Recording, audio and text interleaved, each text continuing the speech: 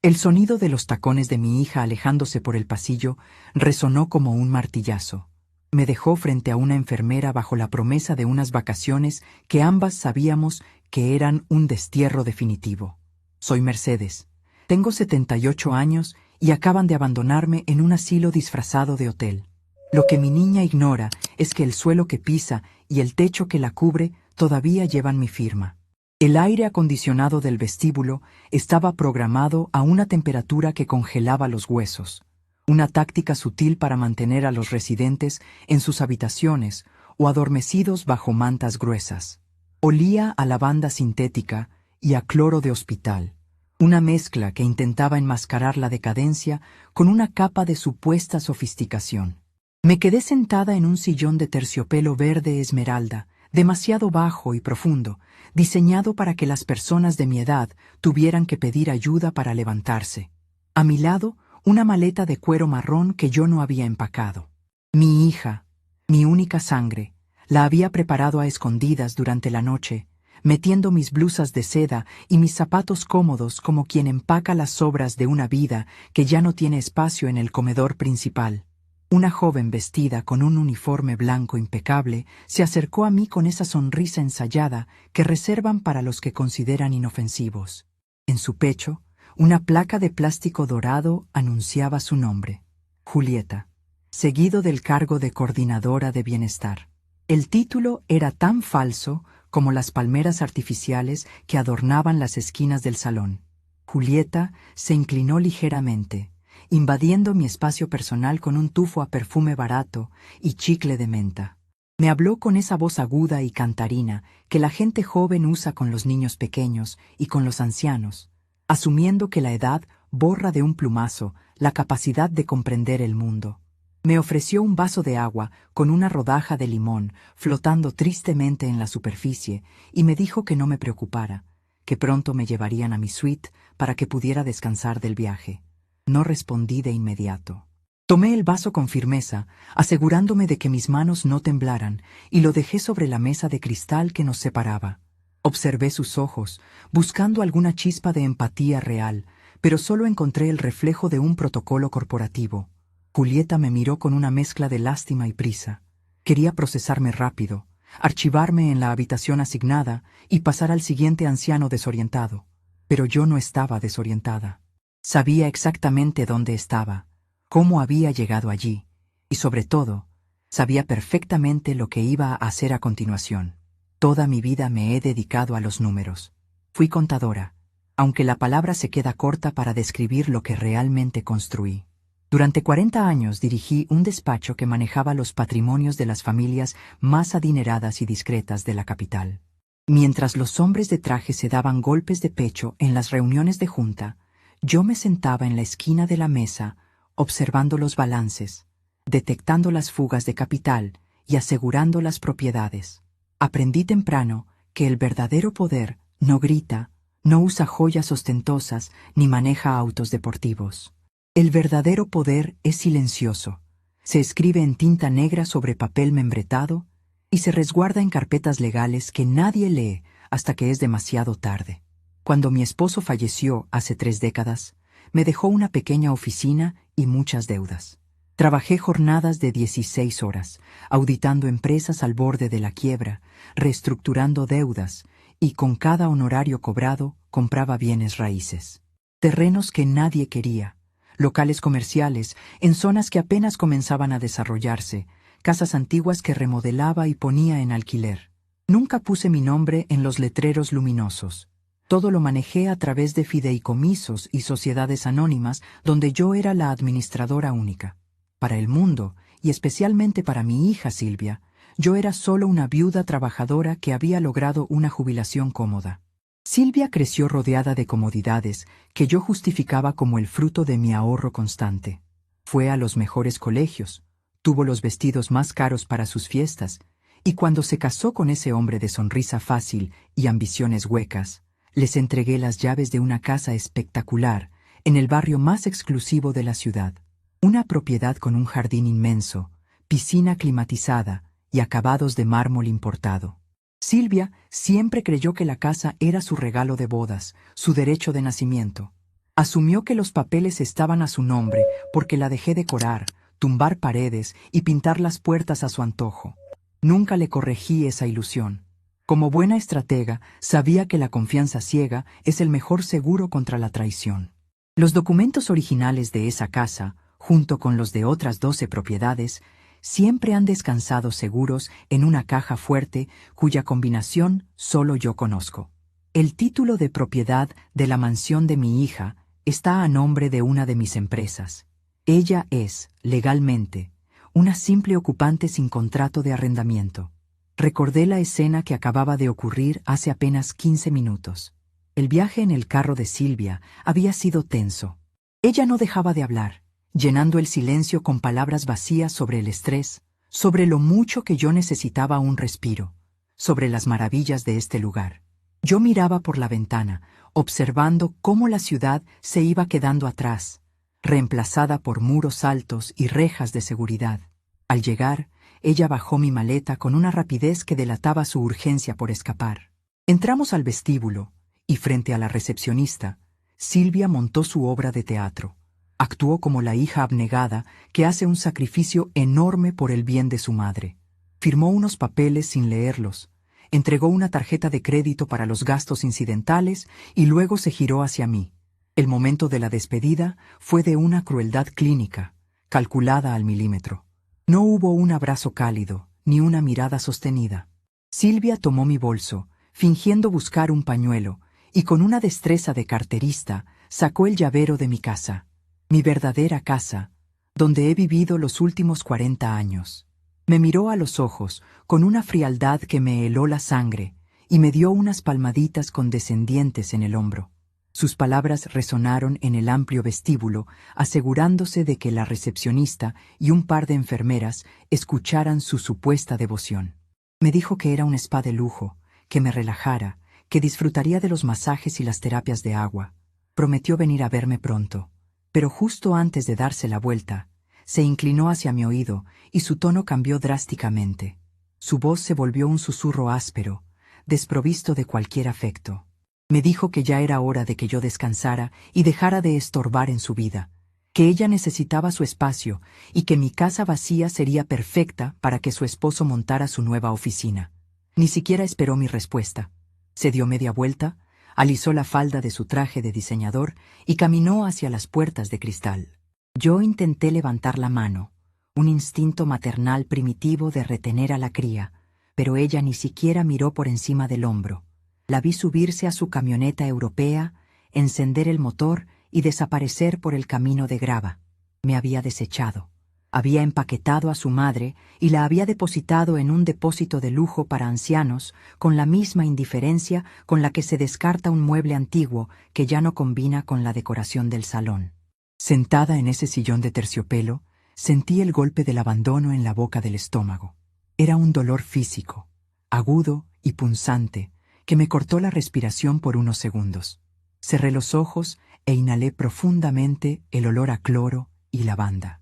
La indignación amenazaba con desbordarse en forma de lágrimas, pero me obligué a tragar el nudo en la garganta. Llorar frente a la señorita Julieta y su sonrisa de plástico sería admitir la derrota.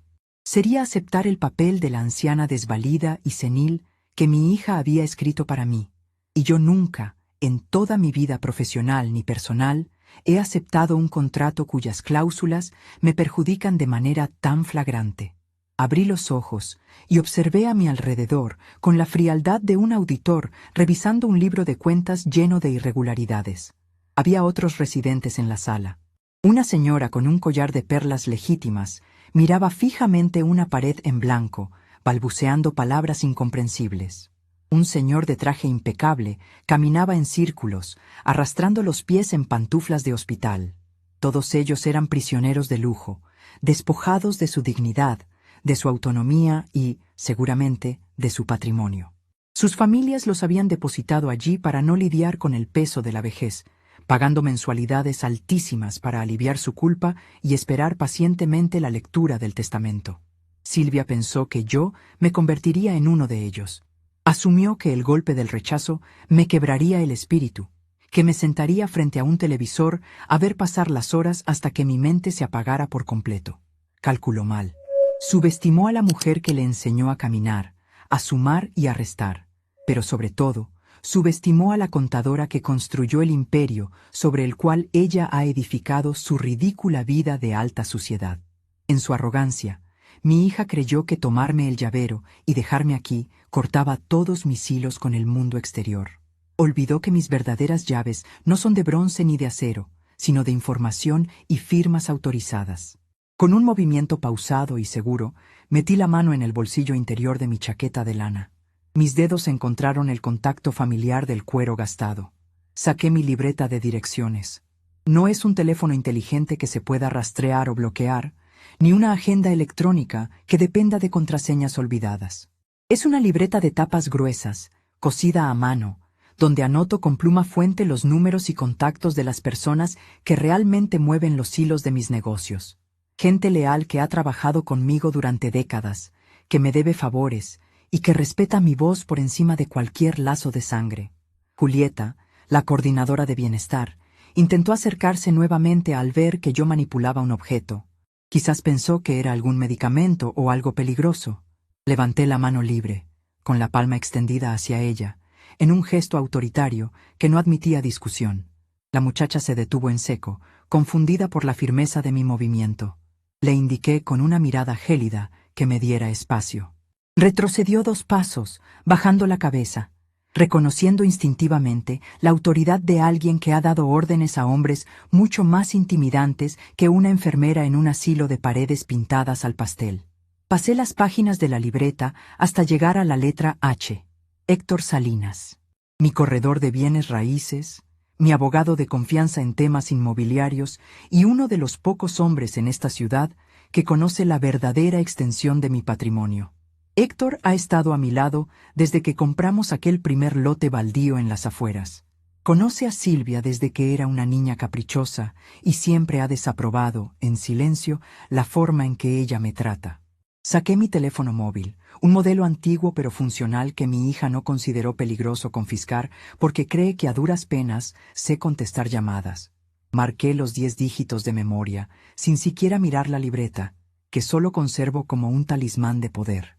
El teléfono dio tono 3 veces antes de que escuchara la voz profunda y calmada de Héctor al otro lado de la línea. Héctor respondió con su habitual formalidad, preguntando por mi salud y deseándome una buena mañana. Su tono era relajado, ajeno a la tormenta que acababa de desatarse en mi vida. No perdí tiempo en saludos de cortesía. Mi voz salió firme, sin un solo temblor, cortante como el filo de una navaja recién afilada. Le dije exactamente dónde estaba, el nombre de este supuesto spa de lujo y las circunstancias bajo las cuales Silvia me había dejado allí. Le relaté cómo me había quitado las llaves de mi casa y su plan de usar mi hogar como oficina para su inútil marido. Hubo un silencio pesado al otro lado de la línea. Pude escuchar la respiración contenida de Héctor. Cuando finalmente habló, su voz estaba cargada de una indignación contenida. Me ofreció ir a buscarme de inmediato, llamar a las autoridades, interponer una demanda por abandono. Me dijo que no podía permitir semejante atropello, que Silvia había cruzado una línea imperdonable. Escuché sus propuestas con calma, valorando su lealtad, pero las descarté todas al instante. Hacer un escándalo policial ahora solo me haría ver como una anciana histérica. Las batallas legales directas toman años y se ensucian con peritajes psicológicos y testimonios comprados. Yo no quería justicia poética ni drama judicial. Yo quería consecuencias inmediatas, tangibles y devastadoras. Le pedí a Héctor que se tranquilizara y que escuchara atentamente mis instrucciones. Le recordé la estructura legal de la Casa de las Lomas, la mansión donde Silvia lleva 15 años viviendo como una reina. Héctor confirmó que los papeles estaban en perfecto orden, a nombre de Inversiones Santa Clara, la sociedad donde yo soy la administradora única y accionista mayoritaria. Le pregunté cuánto tiempo tomaría poner esa propiedad en el mercado de manera agresiva. Héctor titubeó por un segundo, advirtiendo que el mercado de lujo estaba algo lento, pero rápidamente entendió el tono de mi pregunta. Le dejé claro que no me importaba perder un porcentaje del valor real. Le di una orden que no dejaba margen para la interpretación ni para la compasión. Le instruí que contactara a ese grupo de inversionistas extranjeros que llevaban meses buscando una propiedad en esa zona exacta para demolerla y construir un complejo de departamentos exclusivos. Ellos tenían el capital líquido, la urgencia de comprar y la agresividad necesaria para ejecutar un desalojo rápido. Mi corredor tragó saliva de forma audible. Me preguntó si estaba absolutamente segura de lo que iba a hacer. Me recordó que Silvia tenía allí todos sus muebles, sus recuerdos, su vida entera construida sobre esos pisos de mármol. Me advirtió que el impacto para mi hija sería un cataclismo del cual no habría recuperación posible. Apreté el auricular contra mi oreja, sintiendo cómo la sangre bombeaba con fuerza en mis sienes. Miré hacia las puertas de cristal, por donde mi hija había salido sin mirar atrás. Recordé su susurro venenoso, su prisa por deshacerse de mí, su seguridad absoluta de que yo era un ser inútil y acabado. La tristeza inicial se había evaporado por completo, reemplazada por una claridad mental absoluta y una determinación de acero. No había espacio para la culpa materna en mi balance general. Silvia había decidido liquidar nuestra relación, tratándome como un pasivo molesto. Ahora me tocaba a mí ejecutar el cobro de la hipoteca emocional y financiera que me debía. Le confirmé a Héctor mi decisión con un tono que helaría el agua. Le ordené que cerrara la venta hoy mismo, que aceptara la oferta en efectivo por debajo del precio de mercado con una única e inamovible condición para los compradores. Debían tomar posesión de la propiedad y exigir el desalojo de los ocupantes esta misma semana. Sin plazos de gracia, sin negociaciones amigables, sin consideraciones por la familia que habitaba el lugar. Quería que los abogados de la constructora tocaran a la puerta de Silvia con las órdenes de desalojo antes de que ella tuviera tiempo de instalar los muebles de su marido en mi verdadera casa. Héctor no hizo más preguntas. La profesionalidad superó a la preocupación personal. Me aseguró que los documentos de venta estarían listos para mi firma digital en menos de 2 horas, y que los compradores estarían encantados con las condiciones draconianas si el precio era el correcto. Me prometió mantener un silencio absoluto sobre mi ubicación y sobre la transacción hasta que el golpe estuviera dado. Colgué el teléfono y lo guardé lentamente en mi bolsillo. El clic del aparato cerrándose sonó en mi cabeza como el pestillo de una trampa de acero encajando en su lugar. Volví a guardar mi libreta de cuero, alisando la solapa de mi chaqueta. Julieta, que había estado observándome desde la distancia con evidente nerviosismo, finalmente se armó de valor para acercarse nuevamente. Esta vez su sonrisa era más tensa, sus movimientos más cautelosos. Me preguntó si estaba lista para subir a mi habitación, si necesitaba ayuda con mi maleta de cuero marrón. Me levanté del sillón de terciopelo verde sin usar los reposabrazos, manteniendo la espalda recta y la barbilla en alto. Sentí un ligero crujido en la rodilla, pero lo ignoré. Miré a la joven a los ojos, ya no con el silencio de una víctima abandonada, sino con la presencia de una dueña que inspecciona una propiedad ajena. Le dije que sí, que me llevara a mi habitación, que esperaba que las sábanas fueran de algodón puro y que el servicio de té estuviera a tiempo. Caminé detrás de ella por el pasillo de mármol, escuchando el sonido de mis propios pasos, firmes y rítmicos. Mi hija me había dejado en este lugar pensando que me estaba enterrando viva, pero ignoraba por completo que la tierra que echó sobre mí acababa de sepultar su propio futuro. El olor a lavanda sintética intentaba enmascarar el inconfundible aroma a desinfectante de hospital y a encierro, pero mi nariz, entrenada por décadas para detectar hasta el más mínimo error en un balance general, no se dejaba engañar. Me senté en el sillón reclinable de cuero sintético que adornaba la esquina de mi nueva habitación. La tapicería crujió bajo mi peso. Observé la maleta pequeña que Silvia había preparado para mí, tirada sobre la cama de sábanas blancas y tensas. No había traído mis libros, ni mis álbumes, ni siquiera mi bata de seda favorita. Solo ropa de algodón barata, pantuflas de suela de goma antideslizante y 3 camisones que yo jamás había comprado. Era el equipaje de alguien que no tiene la intención de volver a casa. Una enfermera joven, con un uniforme impecable y una sonrisa ensayada que no le llegaba a los ojos, entró a la habitación sin tocar la puerta. Llevaba una bandeja de plástico con un vaso de agua y una pastilla de un color azul pálido. Me habló con ese tono agudo y cantadito que la gente reserva para los niños pequeños y las mascotas. Me preguntó cómo se sentía la abuelita en su primer día de vacaciones en el spa. Mantuve mi rostro inexpresivo. No corregí su tono ni su insolencia al llamarme abuelita. Tomé el vaso con una mano que me aseguré de hacer temblar ligeramente. Me llevé la pastilla a los labios y fingí tragarla, escondiéndola hábilmente bajo la lengua. Le di las gracias con una voz quebrada y sumisa. La enfermera asintió, satisfecha con mi docilidad, y salió cerrando la puerta con un clic metálico que sonó como la sentencia de un juez. Escupí la pastilla en una servilleta de papel y la guardé en el bolsillo de mi falda. Me levanté del sillón y caminé hacia la ventana. La vista daba a unos jardines perfectamente podados, con senderos de grava blanca donde un par de ancianos caminaban arrastrando los pies, acompañados por cuidadores vestidos de blanco. Silvia realmente no había escatimado en gastos para deshacerse de mí.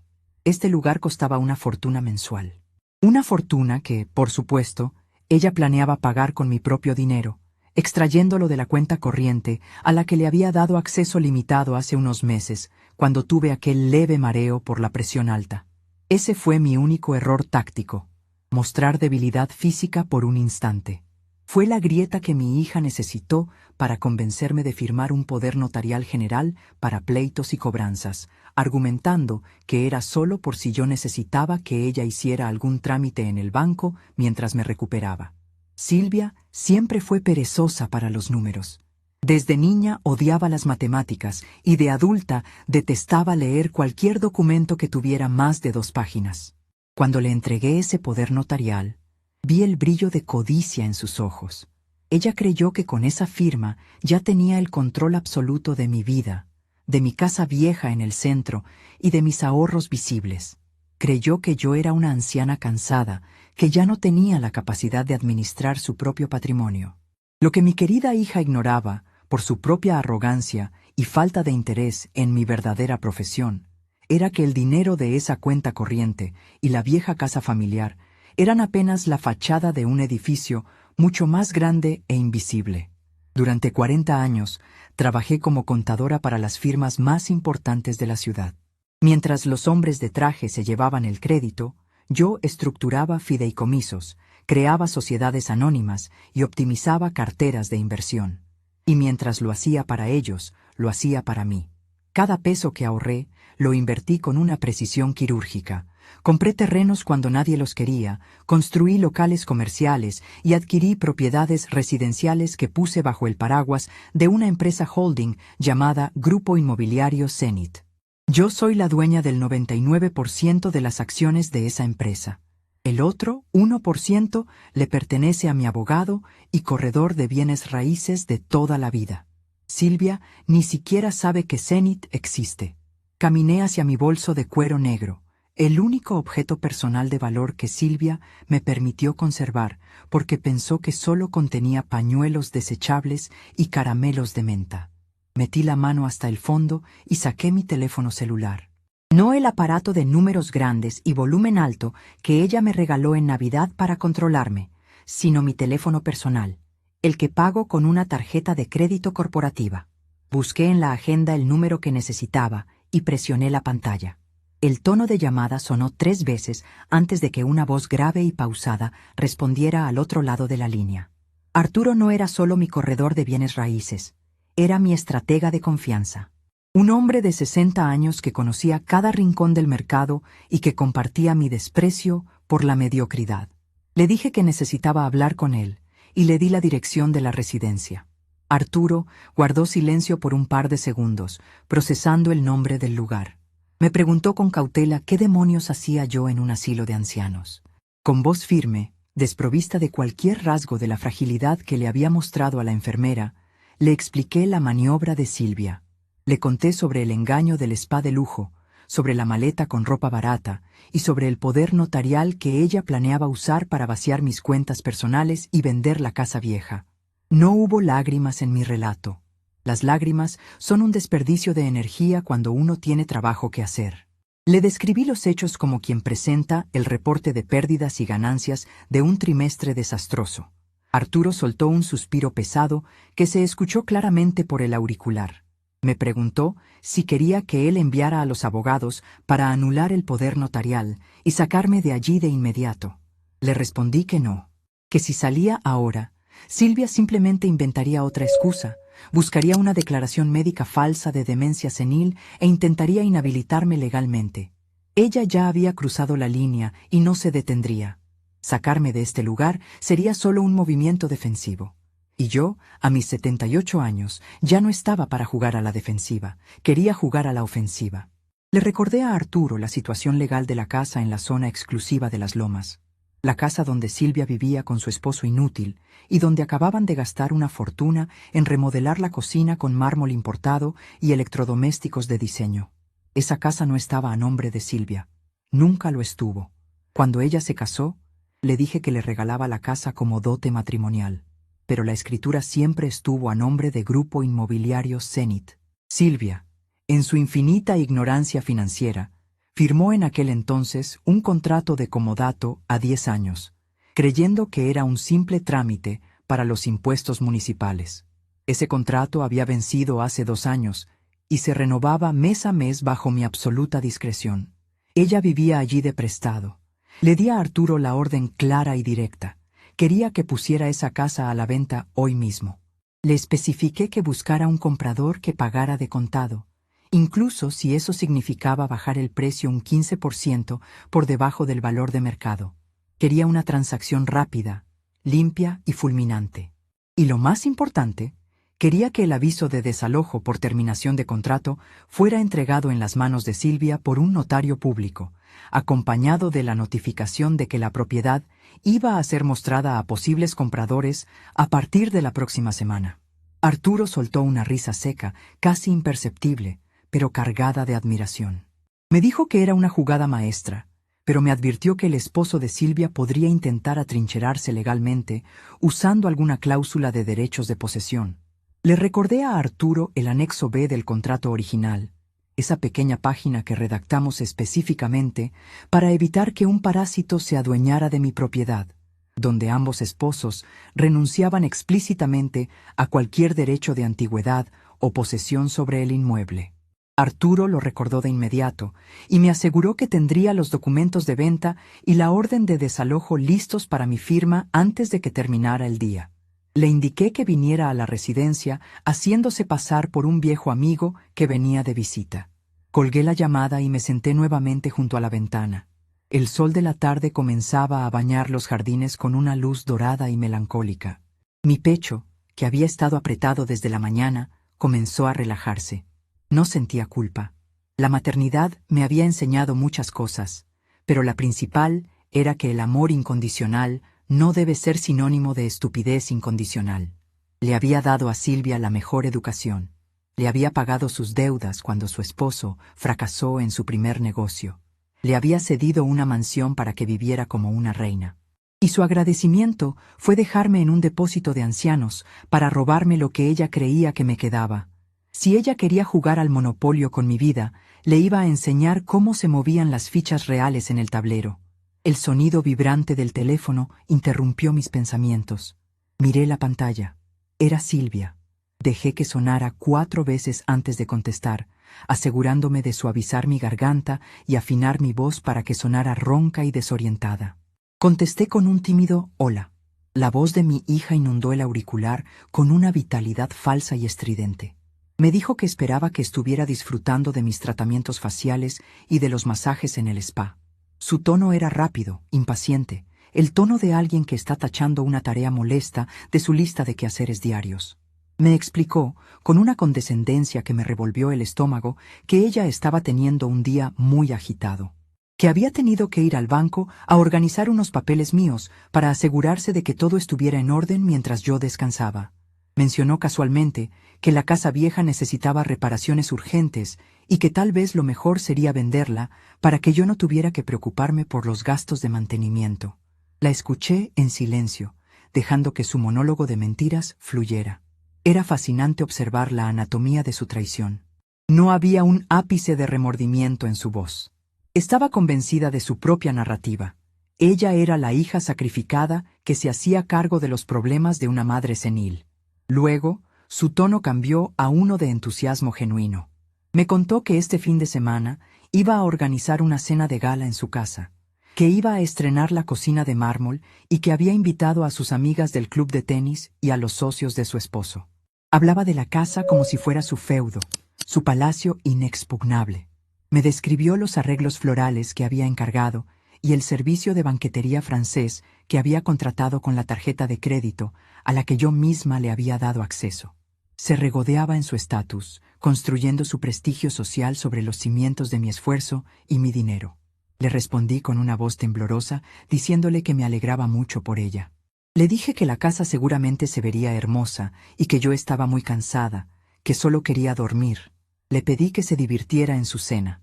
Silvia se despidió rápidamente, prometiendo ir a visitarme la próxima semana, una promesa vacía que ambas sabíamos que no tenía intención de cumplir. Al colgar, la sonrisa en mi rostro no era de alegría, sino la mueca fría de un depredador que acaba de escuchar los pasos de su presa caminando ciegamente hacia la trampa. Las horas pasaron en la monótona rutina de la residencia. Me trajeron una cena insípida a las 6 de la tarde, puré de papas de caja y un trozo de pollo hervido sin sal. Comí en silencio, observando a las enfermeras cambiar de turno. A las 7 en punto, el recepcionista del pasillo llamó a mi puerta para anunciar que tenía una visita. Arturo entró en la habitación con su habitual elegancia discreta. Llevaba un traje gris a la medida y un maletín de cuero oscuro que parecía contener el peso del mundo entero. Saludó al enfermero de turno con un apretón de manos firme y una sonrisa afable, presentándose como el primo lejano de Mercedes que venía a traerle unos libros de lectura. En cuanto el enfermero cerró la puerta, la sonrisa de Arturo desapareció y su rostro adoptó la seriedad de un ejecutor. Se sentó en la silla frente a mí y abrió el maletín. El sonido de los cierres metálicos fue música para mis oídos. Sacó una carpeta de cartón grueso y la colocó sobre mis rodillas. Dentro estaban los documentos: el contrato de exclusividad para la venta de la propiedad en Las Lomas, la autorización para reducir el precio de venta en caso de oferta de contado y el documento más importante de todos, la notificación notarial de terminación de comodato y orden de desalojo en un plazo improrrogable de 15 días naturales. Arturo me explicó los detalles legales en voz baja. Había contactado a un grupo de inversionistas extranjeros que buscaban propiedades en esa zona para demoler y construir condominios de lujo. Les había ofrecido la casa a un precio que no podrían rechazar. Estaban dispuestos a firmar la promesa de compraventa mañana mismo, con un depósito no reembolsable en garantía. El único obstáculo era vaciar la propiedad, pero con la firma de estos documentos, la maquinaria legal se pondría en marcha de manera imparable. Tomé los papeles en mis manos. El papel bond grueso y crujiente bajo mis dedos era la textura de mi verdadera autoridad. No necesitaba el poder notarial que Silvia me había robado. Yo tenía el poder de las corporaciones, de la tinta y de la ley. Busqué en mi bolso y saqué mi pluma Montblanc de oro macizo. Era un regalo que me había hecho a mí misma cuando cerré mi primer negocio millonario a los 40 años. Era pesada, fría y perfecta. Quité la tapa de la pluma y la coloqué en el extremo. Arturo me señaló con el dedo índice las líneas punteadas donde mi firma era requerida. No dudé ni un solo instante. Mi pulso era firme, mi trazo enérgico y fluido. Firmé la autorización de venta. Firmé la recepción de la oferta de los inversionistas. Y finalmente, firmé la orden de desalojo. La tinta negra y espesa quedó impregnada en el papel, sellando el destino de la mujer que creyó que podía desecharme como a un mueble viejo. Arturo recogió los documentos uno por uno, revisando meticulosamente que cada firma y cada rúbrica estuvieran en su lugar correcto. Guardó la carpeta en el maletín y cerró los broches con un golpe seco. Me miró a los ojos y asintió levemente, con el respeto que se le tiene a un comandante en el campo de batalla. Me confirmó que el notario se presentaría en la puerta de la casa de Las Lomas mañana a las 9 de la mañana, justo cuando Silvia estuviera desayunando antes de irse a su clase de tenis. Le entregaría el aviso en mano y le pediría que firmara de recibido. Si ella se negaba, el notario pegaría el aviso en la puerta principal de madera de caoba y tomaría fotografías con testigos. dando por iniciado el conteo regresivo legal para la fuerza pública. Le di las gracias a Arturo y le pedí que me mantuviera informada por mensaje de texto. No quería llamadas que pudieran alertar al personal de la residencia. Él se levantó, me dio un beso respetuoso en la mejilla y caminó hacia la puerta. Antes de salir, se giró hacia mí y me dijo que, en todos sus años de carrera, nunca había visto a nadie ejecutar un movimiento tan letal con tanta calma. Le respondí que la paciencia es la virtud de los que saben que tienen la razón, y que la calma es el privilegio de los que tienen el poder. Arturo salió de la habitación, dejándome nuevamente a solas con el olor a lavanda sintética y el silencio institucional. Guardé mi pluma Montblanc en el fondo del bolso. Caminé hacia la ventana y miré el cielo nocturno que caía sobre los jardines del asilo. Pensé en Silvia, durmiendo plácidamente en su cama con sábanas de seda egipcia, soñando con su cena de gala y su cocina nueva. Pensé en su arrogancia, en su seguridad absoluta de que había ganado la partida. La rueda había comenzado a girar, el documento estaba firmado, el mandato estaba dado. Y mientras ella organizaba el menú para sus invitados, no tenía la menor idea de que el suelo sobre el que planeaba caminar con sus zapatos de diseñador ya no le pertenecía. El golpe estaba en camino, silencioso e inevitable, viajando en el portafolio de un abogado bajo el amparo de la oscuridad.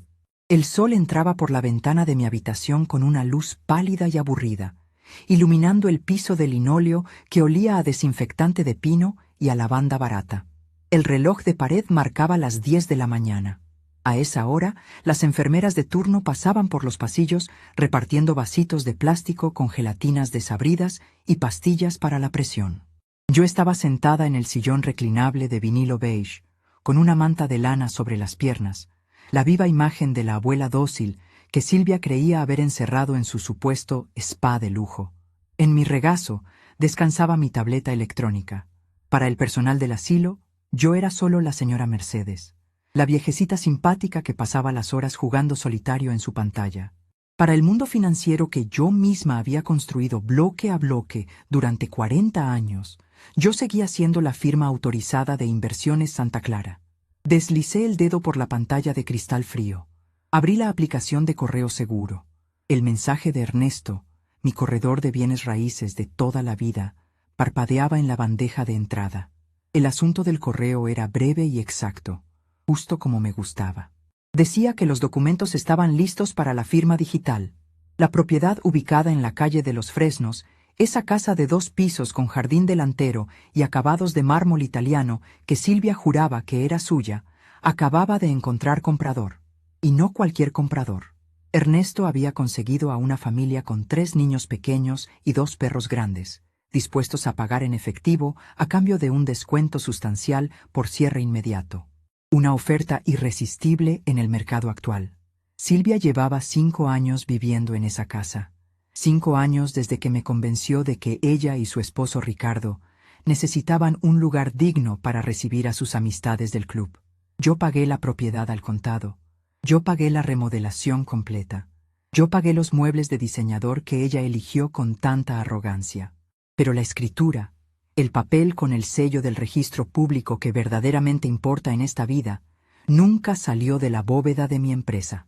Silvia siempre asumió que, por ser mi única hija, la casa le pertenecía por derecho divino. Su error no fue la ambición. Su error fue la ignorancia y la falta de respeto. Creer que porque mis manos temblaban un poco al sostener la taza de café, mi cerebro también había dejado de funcionar. Toqué el enlace en la pantalla. Apareció el contrato de compraventa. Leí cada cláusula con la misma atención que tenía cuando auditaba las cuentas de las grandes corporaciones de la ciudad. El precio estaba fijado. Las condiciones de entrega eran claras. Posesión inmediata tras la firma. El comprador aceptaba la propiedad en el estado en que se encontraba. Fui hasta la última página. El sistema requería mi huella dactilar y mi código de seguridad. Presioné el pulgar contra el sensor. La pantalla brilló en verde. Transacción completada. En ese preciso instante, la casa de los Fresnos dejó de ser mía para convertirse en el nuevo hogar de unos desconocidos. Y Silvia, sin saberlo, acababa de convertirse en una intrusa en su propia sala de estar. Bloqueé la tableta y la guardé en el bolsillo interior de mi bolso de cuero. Me puse de pie, apoyando mi peso en el bastón de madera de nogal, no porque lo necesitara desesperadamente para caminar, sino porque el teatro debía mantenerse un poco más. Salí al pasillo. El murmullo de los televisores encendidos en las otras habitaciones me acompañó hasta la recepción. La directora del centro, una mujer de sonrisa ensayada y traje sastre demasiado ajustado, levantó la vista de su computadora. Me acerqué al mostrador con pasos lentos, arrastrando ligeramente el pie derecho. Le pedí con voz suave que me llamara un taxi seguro. Le expliqué que tenía una cita médica de rutina que mi hija había olvidado agendar en el sistema del asilo, y que no quería molestar a Silvia porque sabía lo ocupada que estaba con sus cosas importantes. La directora titubeó un segundo. Las reglas decían que los residentes no salían sin acompañante familiar. Pero yo saqué un billete de $100 de mi monedero y lo deslicé sobre el mostrador, pidiéndole que por favor le pagara al chofer por adelantado y guardara el cambio para su café. La codicia es un idioma universal. La mujer guardó el billete con un movimiento rápido, asintió con complicidad y tomó el teléfono.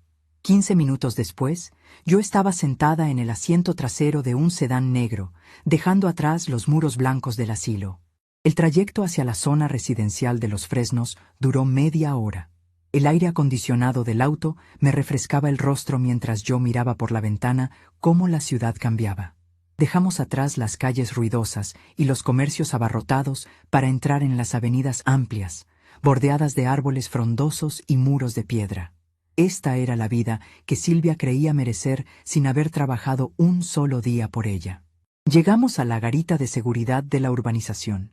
El guardia de turno se acercó a la ventanilla del taxi. Yo bajé el cristal. El hombre, que llevaba años trabajando ahí, abrió los ojos con sorpresa al reconocerme. «Señora Mercedes, qué milagro verla por aquí», dijo el guardia, enderezando la postura por puro instinto. Le sonreí con amabilidad. Le dije que venía a darle una sorpresa a mi hija y le pedí que no anunciara mi llegada por el intercomunicador. El hombre levantó la barrera de inmediato. El respeto que infunde ser la persona que firma los cheques de mantenimiento del fraccionamiento es algo que Silvia nunca entendió. El taxi avanzó lentamente por la calle adoquinada hasta detenerse frente a la casa número 8. Pagué al chofer, le agradecí y bajé del vehículo. La fachada de la casa lucía impecable. Silvia había contratado jardineros para mantener el césped cortado a la perfección. Había varios autos de lujo estacionados en la acera. Escuché risas de mujeres y música suave de jazz flotando desde el patio trasero. Silvia estaba dando una de sus famosas reuniones de media tarde. El escenario no podía ser más perfecto. Me acomodé el abrigo ligero, empuñé mi bastón y caminé hacia la puerta principal. No toqué el timbre. Saqué mi llave, la misma que Silvia pensó que yo había perdido, y abrí la pesada puerta de madera maciza. El interior de la casa olía a canapés recién horneados y a perfume caro. El piso de mármol brillaba bajo las luces empotradas del techo. Caminé por el pasillo hacia el comedor. A través de los grandes ventanales de cristal vi el jardín. Había unas 10 personas reunidas alrededor de la piscina. Mujeres vestidas con ropa de diseñador, sosteniendo copas de cristal con bebidas burbujeantes. En el centro de todas ellas estaba mi hija. Silvia llevaba un vestido de lino blanco, gesticulaba con las manos adornadas de anillos y reía con esa carcajada aguda que siempre usaba cuando quería ser el centro de atención. La escuché claramente desde el interior de la casa. «Les juro que fue la mejor decisión», decía Silvia, dando un sorbo a su copa. «Mi madre está feliz en ese resort. Tienen enfermeras todo el día, le hacen masajes, come a sus horas. Es un descanso para ella y, sinceramente, un alivio para mí. Ya era imposible tenerla aquí. Desentonaba con todo. Además, ahora por fin voy a poder tirar esa pared del fondo y ampliar el salón de juegos. La casa va a quedar espectacular». Sus amigas asintieron con expresiones de falsa empatía, celebrando su supuesta valentía por tomar una decisión tan difícil. Yo me quedé inmóvil en la sombra del comedor, sintiendo cómo el frío del mármol subía por mis piernas. No sentí tristeza. La tristeza se había quedado en la habitación del asilo el día que ella me dejó ahí con sus maletas baratas. Lo que sentí fue una claridad absoluta, una satisfacción anticipada y fría. En ese momento, el timbre de la puerta principal sonó con insistencia. Silvia suspiró con fastidio desde el jardín, dejó su copa sobre una mesa de patio y caminó hacia el interior de la casa, quejándose en voz alta de que el personal de servicio siempre desaparecía cuando se le necesitaba. Entró a la sala y se detuvo en seco al verme de pie junto a la mesa del comedor. El color abandonó su rostro en un segundo. Sus ojos viajaron desde mis zapatos hasta mi rostro, buscando una explicación que su cerebro no podía procesar.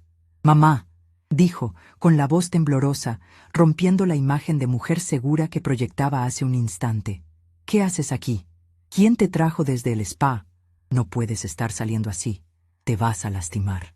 No respondí. Me limité a mirarla a los ojos mientras el timbre sonaba por segunda vez, ahora acompañado de unos golpes secos en la madera. «Ve a abrir, Silvia», le dije con voz calmada, señalando la puerta con mi bastón. «Tus invitados han llegado».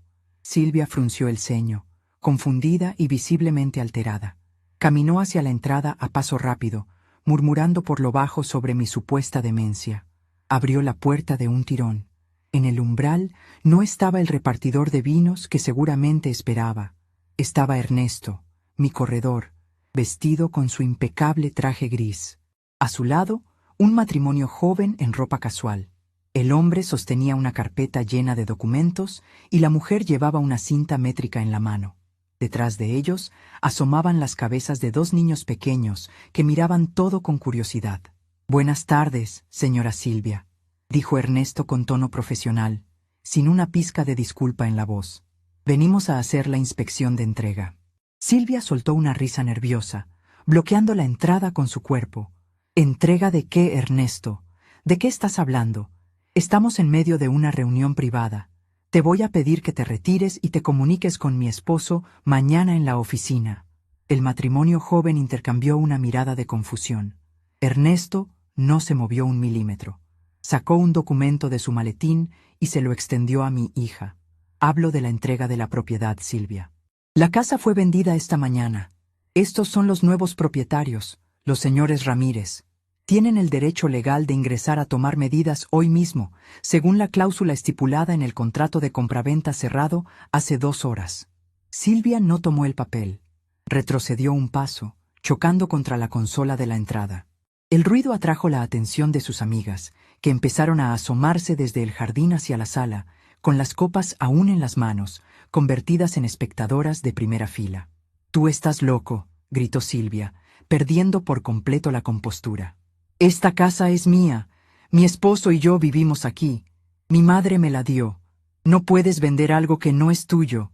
Voy a llamar a la policía ahora mismo para que los saquen de mi propiedad a todos».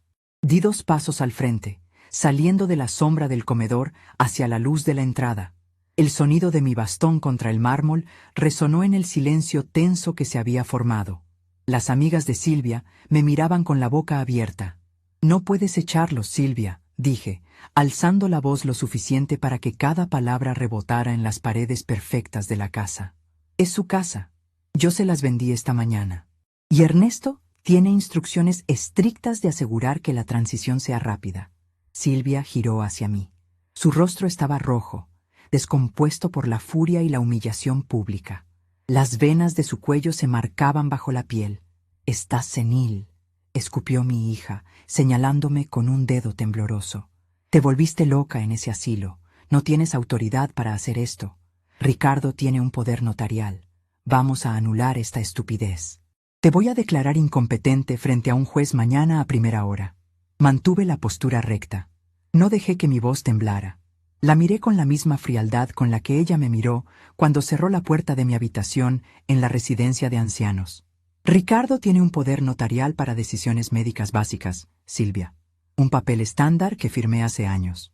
Pero las propiedades, los activos líquidos y esta misma casa en la que estás parada pertenecen a Inversiones Santa Clara, una sociedad anónima de la cual soy socia mayoritaria y administradora única. Tú no eres dueña de nada. Nunca lo fuiste. Solo eras una inquilina a la que hoy se le terminó el contrato de gracia». El silencio en la sala era sepulcral. Se podía escuchar la respiración agitada de Silvia. El nuevo dueño, el señor Ramírez, aclaró su garganta, visiblemente incómodo pero firme en su posición, y dio un paso hacia el interior de la casa, pasando por un lado de Silvia, que parecía paralizada. Su esposa lo siguió, sacando la cinta métrica y mirando el techo de la sala, ignorando el drama familiar. Las amigas de Silvia comenzaron a retroceder hacia el jardín, bajando las miradas, dejando sus copas sobre cualquier superficie disponible, buscando la salida más cercana sin despedirse. La vergüenza pública es un veneno rápido. Silvia reaccionó con la desesperación de un animal acorralado. Caminó hacia mí con pasos pesados, los tacones resonando como martillazos en el piso. Levantó las manos, en un gesto agresivo, intentando arrebatarme el bolso de cuero que colgaba de mi brazo. «¡Dame los papeles!», gritó, con la voz rota. «¡Dame esa maldita tableta tuya! Sé que haces todo desde ahí. Voy a borrar esa firma, voy a llamar al banco. No me vas a dejar en la calle, no me vas a humillar así frente a mis amistades». Ernesto intervino al instante. Se interpuso entre mi hija y yo, empujando suavemente a Silvia hacia atrás con el antebrazo. «Le sugiero que no toque a su madre, señora Silvia», advirtió Ernesto con frialdad. «El contrato está validado por el registro, y el dinero ya está en la cuenta del fideicomiso de la empresa. No hay nada que borrar. Tiene exactamente 72 horas para desalojar la propiedad, vaciando sus pertenencias personales. Si no lo hace, los abogados de los señores Ramírez vendrán con una orden de desalojo y la fuerza pública».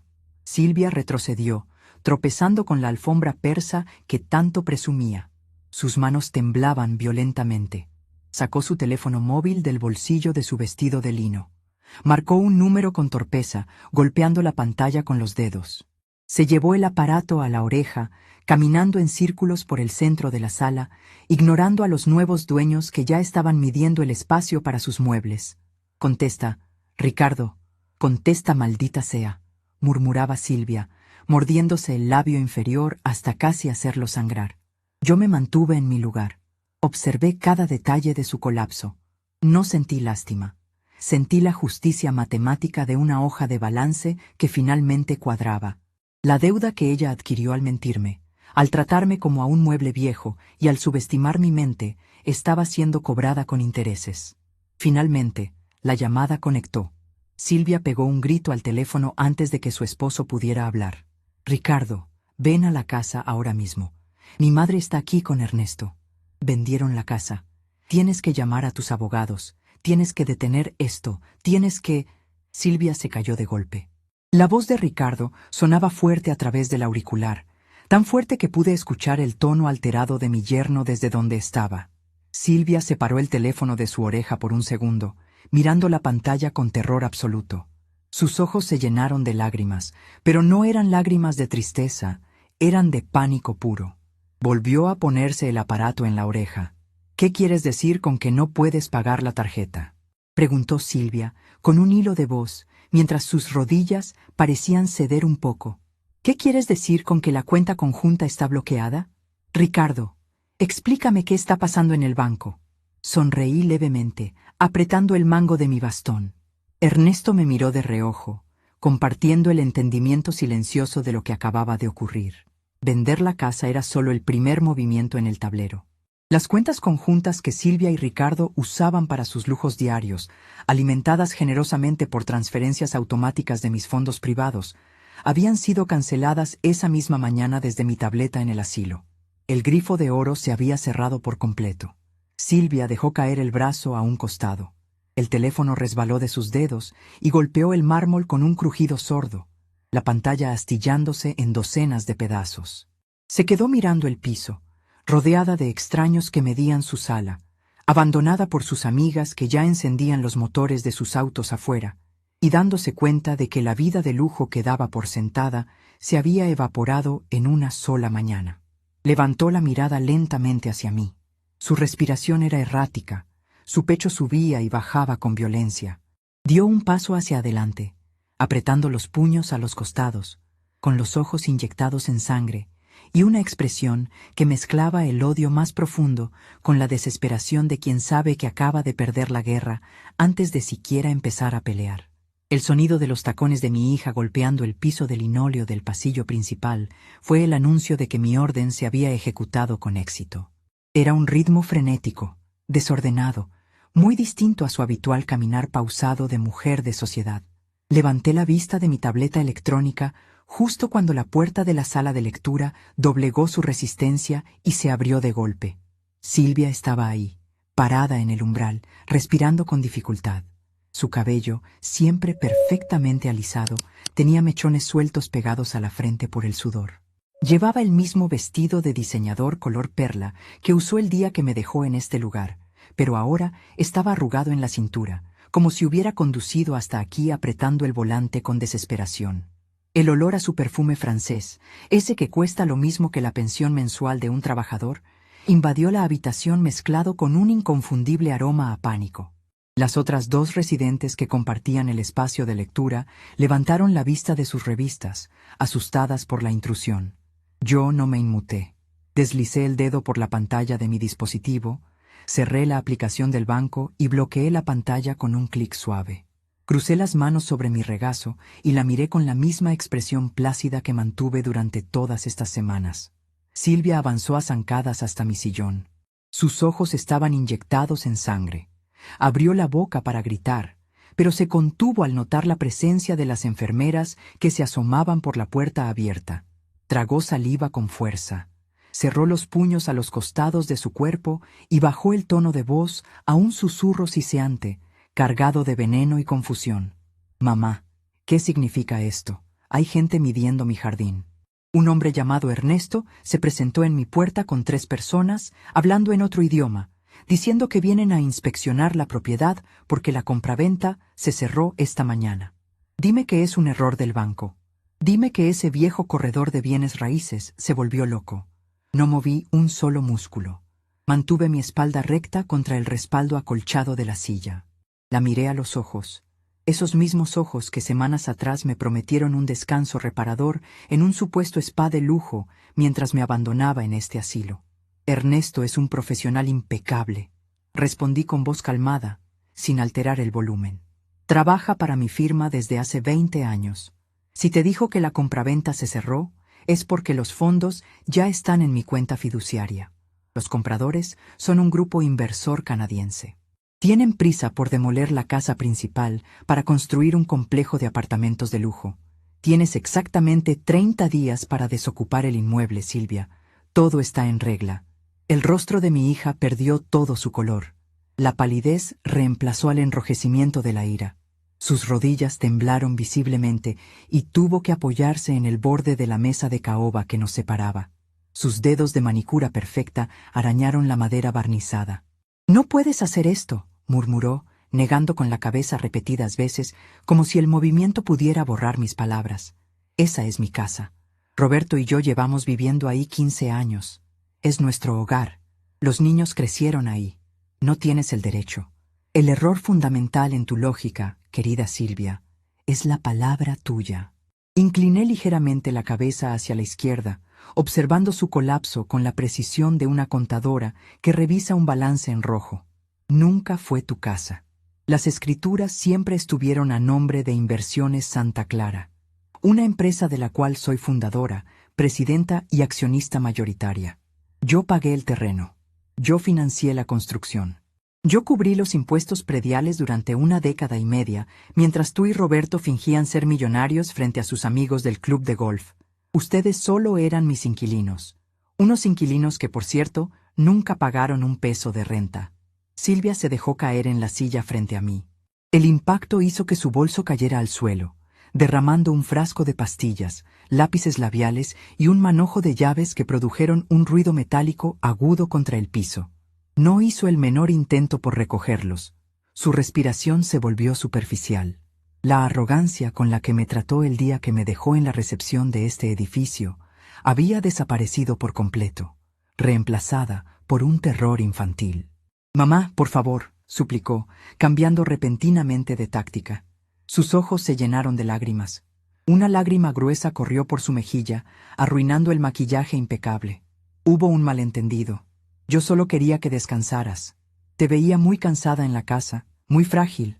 Roberto y yo pensamos que este lugar sería perfecto para ti. Todo lo hicimos por amor, para que estuvieras cuidada por profesionales. No puedes echarnos a la calle por querer protegerte. La manipulación emocional era su herramienta favorita, la misma que usó para convencerme de firmar aquellos primeros poderes administrativos que luego intentó usar en mi contra. Pero yo ya no era la madre condescendiente que perdonaba todo para mantener la paz familiar. La paz familiar era una mentira cara que ya no estaba dispuesta a financiar. Levanté una mano, deteniendo su discurso. No uses la palabra amor cuando te refieres a conveniencia. Me trajiste aquí bajo engaños. Me dijiste que empacara ropa ligera para un retiro de salud de 2 semanas. Cancelaste mi línea telefónica la misma tarde que me dejaste en esa puerta. Y lo más grave de todo, intentaste usar el poder notarial limitado que te di hace años para transferir los fondos de mis cuentas personales a la cuenta de la empresa de Roberto. Silvia abrió mucho los ojos, genuinamente sorprendida. Su boca formó una letra O perfecta. Creía que yo, encerrada en estas 4 paredes, aislada del mundo exterior, ignoraba sus movimientos bancarios. Subestimó la red de lealtades que construí durante 40 años de carrera. El gerente del banco me llamó a mi línea segura 5 minutos después de que presentaste el documento falso. Continué, disfrutando del peso de cada palabra.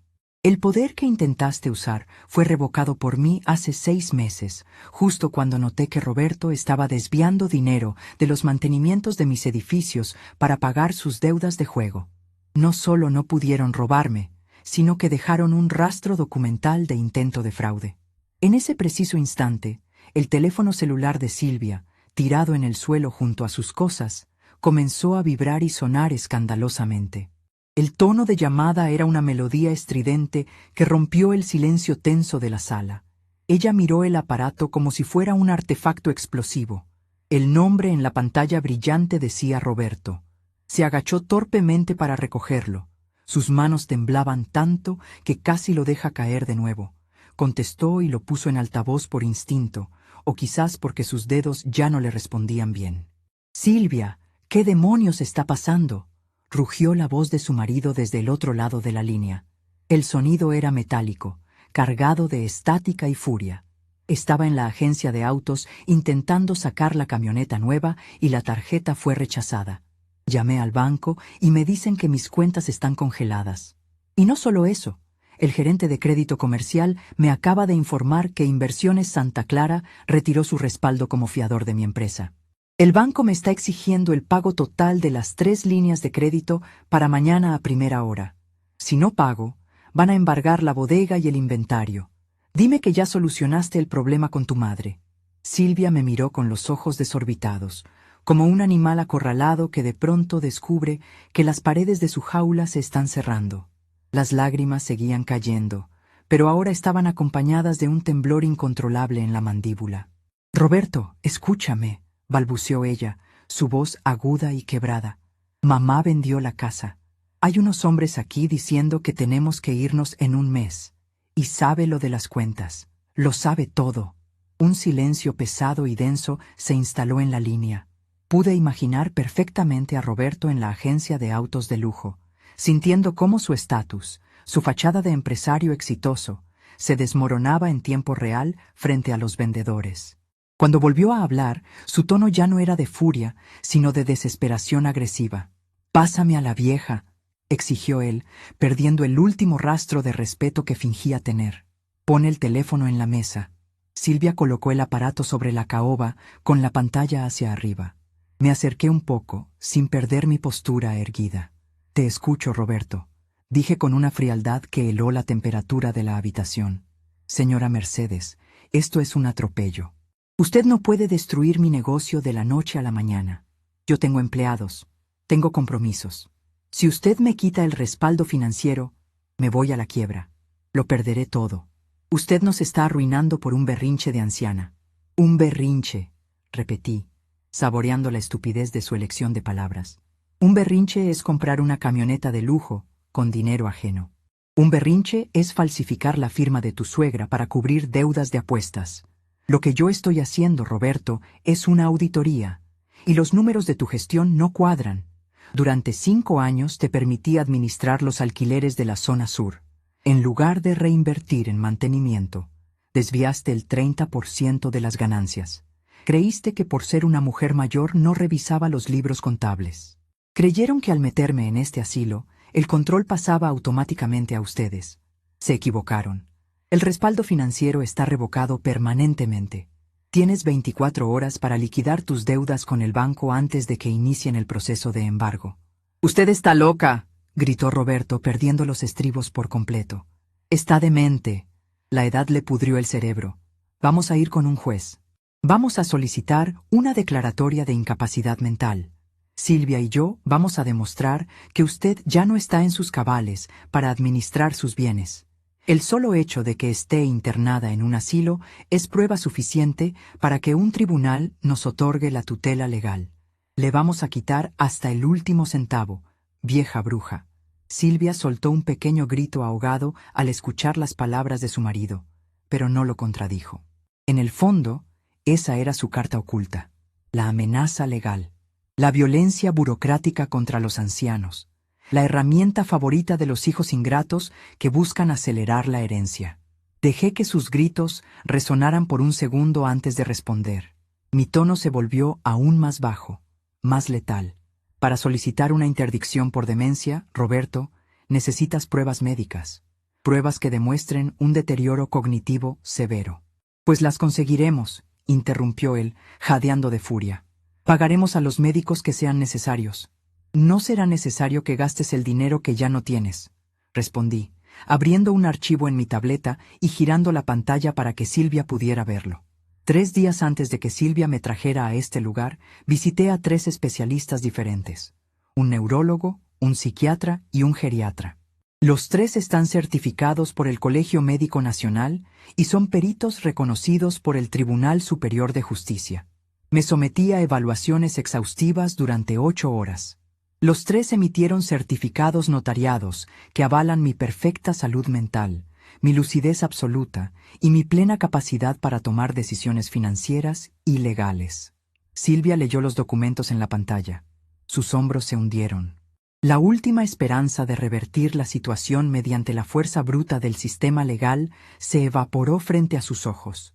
Además, continué, sin piedad, el director de este asilo firmó hoy en la mañana una declaración jurada donde detalla exactamente en qué condiciones me dejaron ustedes aquí: el engaño, la cancelación de mi línea telefónica, la orden estricta que dieron en recepción de no permitirme salidas sin su autorización. Eso, en términos legales, se llama privación ilegal de la libertad y abandono de persona mayor, un delito penado con cárcel. Si ustedes se atreven a presentar una sola demanda en mi contra, mis abogados presentarán estos documentos ante el Ministerio Público. Y te aseguro, Roberto, que en la cárcel no te van a permitir líneas de crédito para tus apuestas. La línea telefónica quedó en un silencio sepulcral. Solo se escuchaba la respiración agitada de Roberto. Silvia tapó su rostro con ambas manos y comenzó a llorar, esta vez sin fingimiento. Eran sollozos roncos, feos, el sonido de una persona que ve cómo su mundo de cartón se deshace bajo la lluvia. Colgué la llamada desde mi lado de la mesa. El clic cortó la conexión y dejó a Silvia completamente sola frente a mí. La dejé llorar durante 5 minutos completos. No le ofrecí un pañuelo. No le dediqué una palabra de consuelo. Observé su colapso con la misma atención clínica con la que observo las fluctuaciones del mercado inmobiliario. Cuando sus sollozos disminuyeron y se convirtieron en hipos entrecortados, me incliné hacia adelante y entrelacé mis dedos sobre la mesa. «Ahora, escucha con mucha atención», le ordené. «No voy a repetir esto 2 veces». Silvia levantó el rostro. Tenía los ojos hinchados y el rímel corrido formaba surcos oscuros en sus mejillas. Asintió débilmente, derrotada. «Ustedes tienen 30 días para desocupar la casa. No se van a llevar los muebles, porque también los pagué yo.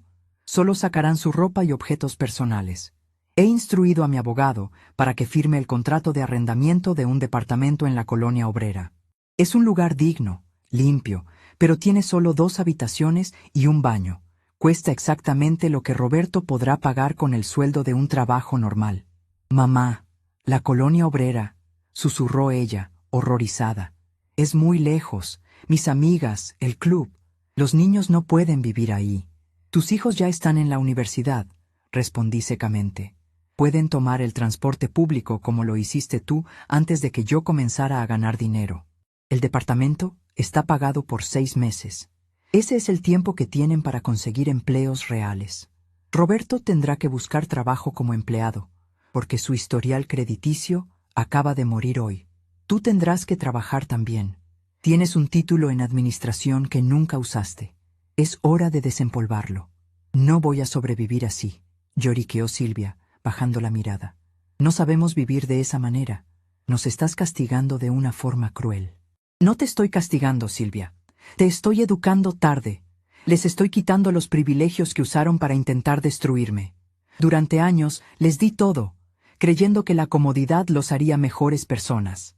En cambio, los convirtió en parásitos arrogantes que pensaron que podían desecharme en un asilo como si fuera un mueble viejo que ya no combina con la sala. Hice una pausa, asegurándome de que cada palabra se incrustara en su conciencia. Mis cuentas, mis propiedades y mis empresas han sido transferidas a un fideicomiso ciego administrado por una junta de la cual ustedes no forman parte. Yo recibiré una pensión mensual más que suficiente para vivir como yo decida. Si ustedes cumplen con mis condiciones, si consiguen trabajo, si demuestran que pueden mantenerse por sí mismos sin robar ni pedir prestado, el fideicomiso evaluará dejarles una pequeña porción de la herencia cuando yo fallezca. Si intentan cualquier maniobra legal, si buscan vengarse, o si se niegan a mudarse al departamento asignado, el documento establece que el 100% de mi patrimonio será donado a fundaciones de caridad el día de mi muerte. No verán un solo centavo, nunca más. Silvia procesó la información lentamente. El peso de su nueva realidad la aplastaba contra la silla. Ya no había gritos, ni amenazas, ni lágrimas de manipulación. Solo había la aceptación cruda y brutal de su propia estupidez. Se había enfrentado a la mujer que construyó un imperio de la nada, creyendo que la edad me había restado inteligencia. «Toma tus cosas», le indiqué, señalando el suelo con un movimiento leve de cabeza. El personal de limpieza está por pasar y no les gusta el desorden en los pasillos. Silvia se agachó. Sus movimientos eran torpes, carentes de la gracia ensayada que siempre presumía. Recogió sus pastillas, su lápiz labial y tiró el manojo de llaves dentro del bolso de diseñador que ahora parecía una burla a su verdadera situación económica. Se puso de pie lentamente, evitando hacer contacto visual conmigo. «Te veré en 30 días para la entrega formal de las llaves de la casa al nuevo propietario», dije a modo de despedida. «Asegúrate de dejarla limpia». Silvia no respondió. Dio media vuelta y caminó hacia la salida. Sus tacones ya no sonaban con la urgencia agresiva de su llegada, sino con el ritmo pesado y arrastrado de una mujer que acaba de perderlo todo por su propia avaricia. La observé cruzar el umbral y desaparecer por el pasillo. La puerta de la sala de lectura se cerró suavemente con un clic metálico. Tomé mi tableta, desbloqueé la pantalla y abrí de nuevo mi libro digital. El silencio del asilo volvió a envolverme, pero esta vez no se sentía como un encierro.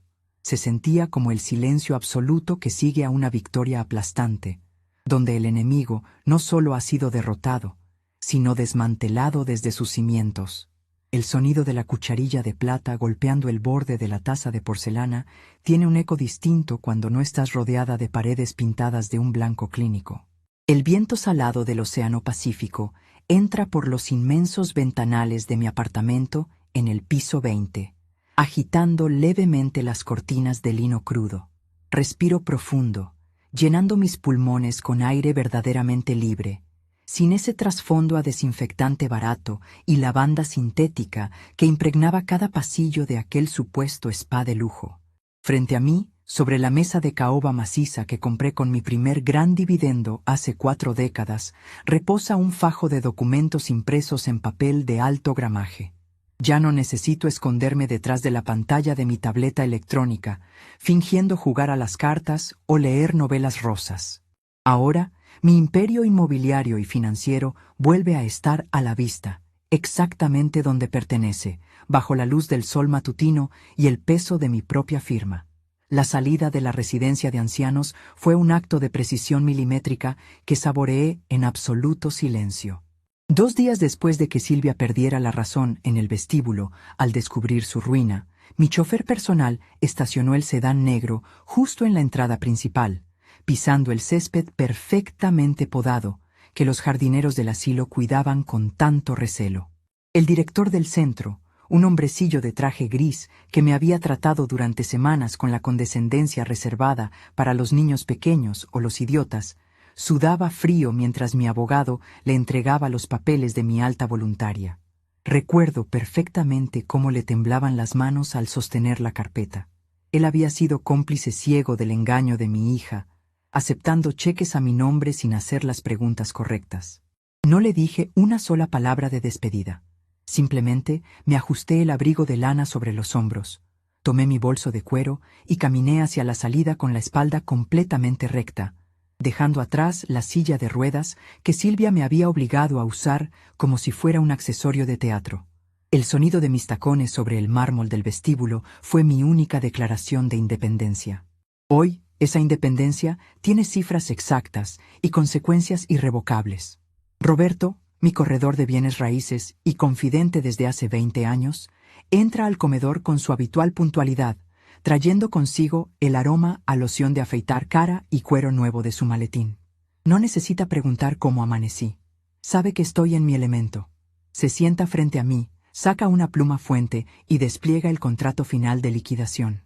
La mansión de Silvia, aquella casa obscena con columnas de estilo griego y piscina climatizada que ella juraba que era suya por derecho divino, fue vendida en tiempo récord a un empresario textil que tiene 5 hijos ruidosos y 3 perros labradores.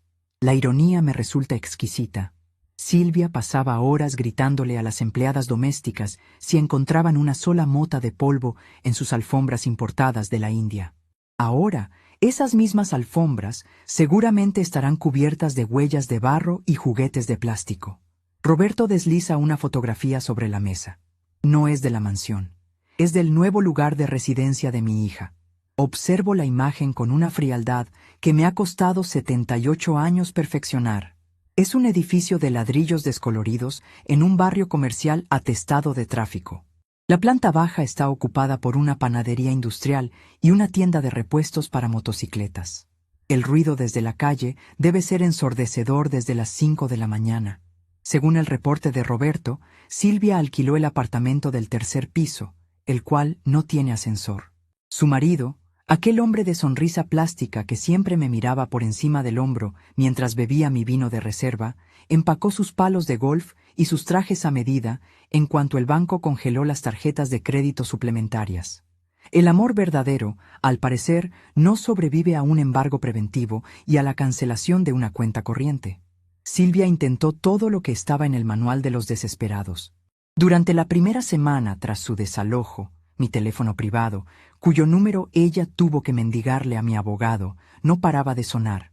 Primero fueron amenazas vacías, gritos histéricos sobre demandas por daños morales y acusaciones de que yo había perdido la cordura.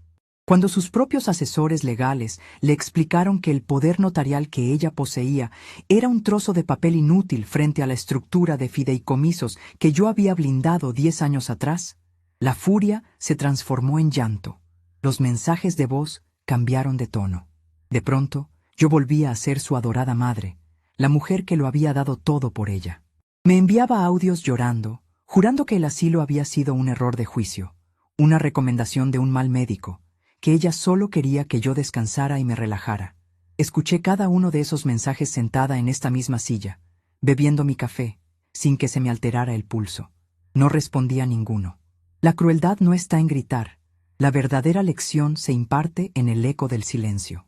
El dinero producto de la venta de su mansión no se quedó estancado en una cuenta de ahorros para que ella fantaseara con recuperarlo algún día. Lo moví con la misma agilidad que tenía cuando, a los 40 años, llevaba la contabilidad de 3 empresas constructoras al mismo tiempo. Invertí $2 millones en la compra de un terreno comercial en la zona sur de la ciudad y destiné el resto a un fondo de inversión administrado exclusivamente bajo mis reglas. Pero mi obra maestra, el movimiento que realmente cambió el tablero, fue lo que hice con el asilo. No lo compré. Eso habría sido un desperdicio de capital en un negocio mal gestionado. En su lugar, adquirí el inmenso lote baldío que colindaba con sus jardines traseros y ordené el inicio inmediato de la construcción de un complejo de apartamentos para estudiantes universitarios. En menos de un año, la paz y el silencio que el director del asilo vendía a precio de oro estarán sepultados bajo el ruido constante de jóvenes, música de fin de semana y motocicletas. Los clientes adinerados que pagaban por la exclusividad ya están cancelando sus contratos. El castillo de naipes donde me encerraron se está desmoronando por una simple regla de depreciación inmobiliaria. La vida en mi círculo cercano también sufrió una depuración necesaria. Durante años, toleré la presencia de parientes lejanos y supuestos amigos de la familia que orbitaban alrededor de Silvia, aplaudiendo sus excesos porque se beneficiaban de las migajas de mi patrimonio. Ahora, todos ellos han intentado acercarse a mí, enviando arreglos florales y tarjetas de disculpas, fingiendo que nunca supieron de los planes de mi hija. He dado instrucciones estrictas a la administración de mi edificio. Cualquier paquete, carta o visitante no autorizado es rechazado en la puerta de cristal del vestíbulo. No hay segundas oportunidades para quienes miraron hacia otro lado mientras me empacaban en una maleta rumbo al exilio. En cambio, he reanudado mis reuniones semanales con la junta directiva de mi empresa de bienes raíces. Cuando entro a la sala de juntas, los ejecutivos jóvenes, que hace un mes creían que yo era un fantasma a punto de desaparecer, se ponen de pie de inmediato. No me miran con lástima, me miran con el terror y el respeto absoluto que inspira a alguien que fue capaz de destruir a su propia sangre para proteger su legado. Ayer por la tarde, Silvia hizo su último intento. Apareció en la entrada de mi edificio. Yo estaba monitoreando las cámaras de seguridad desde mi tableta. Llevaba el cabello recogido de forma descuidada, una chaqueta que había visto mejores días y zapatos planos. Discutió con el guardia de seguridad durante 15 minutos, gesticulando de manera errática, señalando hacia los pisos superiores. El guardia, cumpliendo mis órdenes al pie de la letra, le entregó un sobre manila que yo había dejado preparado hace días. Silvia lo abrió allí mismo, en la acera, bajo la mirada curiosa de los transeúntes. Dentro no había un cheque, ni una promesa de perdón. Había un contrato de trabajo, un puesto real, con un salario mínimo, como asistente de archivo en una de las oficinas más pequeñas y polvorientas de mi firma contable. Jornada completa, entrada a las 8 de la mañana en punto, con un jefe de recursos humanos que tiene instrucciones de no darle un solo privilegio. Si ella quería mi dinero, iba a tener que aprender a ganarlo sumando facturas y organizando carpetas, exactamente como yo lo hice cuando su padre nos abandonó y tuve que construir este imperio desde cero para que a ella no le faltara nada. La vi a través de la pantalla. Vi cómo sus hombros caían, derrotados por el peso de la realidad. Arrugó el contrato. Pareció a punto de tirarlo a la basura, pero luego se detuvo. Miró a su alrededor, miró la calle ruidosa, recordó el apartamento sobre la panadería y el saldo negativo en su cuenta del banco. Lentamente, alisó el papel contra su pecho, lo guardó en su bolso y caminó hacia la parada del autobús. No hubo lágrimas teatrales esta vez, solo la aceptación cruda de que el juego había terminado y ella había perdido todas sus fichas. Si se presenta a trabajar el lunes, tal vez, dentro de una década, podamos tener una conversación sobre lo que significa ganarse la vida. Si no lo hace, su destino ya no es mi problema. He dejado de ser su red de seguridad para convertirme en su jueza. Miro mis manos. Las venas azules resaltan contra la piel delgada, salpicada por las manchas de la edad. Son las manos de una mujer vieja.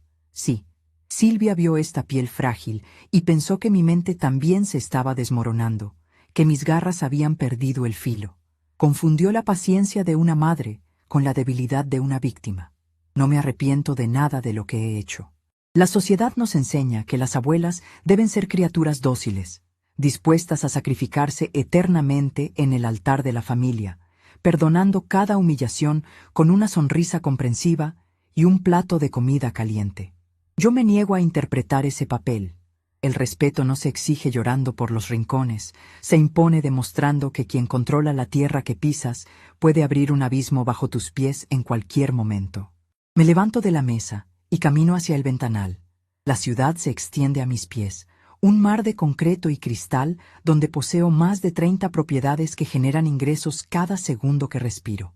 El sol de la mañana ilumina los techos de los edificios y el tráfico comienza a fluir como sangre en las arterias de la capital. Roberto guarda sus documentos en el maletín y hace una leve reverencia antes de retirarse en silencio, dejándome a solas con mi triunfo.